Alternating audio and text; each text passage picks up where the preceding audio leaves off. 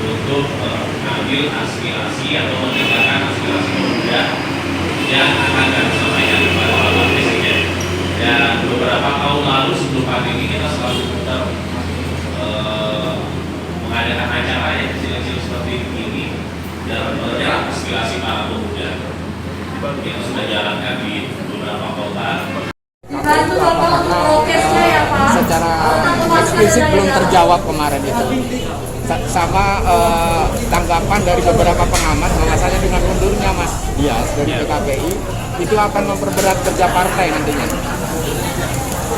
Alasan dulu Mas, kenapa mundur? Ya, karena memang PKPI saya rasa perlu pemikiran terobosan lain, grup orang lain, penyelenggara, dan saya rasa ini yang terbaik. Di tanggal 25 Mei yang lalu itu kita mengadakan munaslup di Jakarta Timur.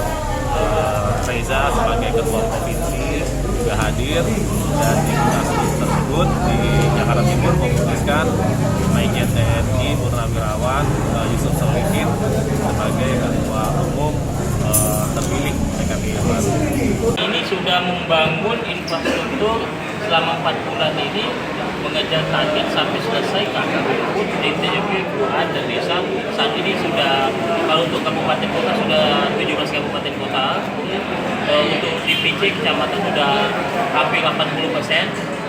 Saat ini kita udah jalan-jalan sampai ke desa dan kelurahan untuk persiapan verifikasi faktual dan memenangkan pemilu 2024. Jadi untuk masalah pengaruh atau tidak, malah kami sekarang kejar target kita harus lolos pemilu 2024.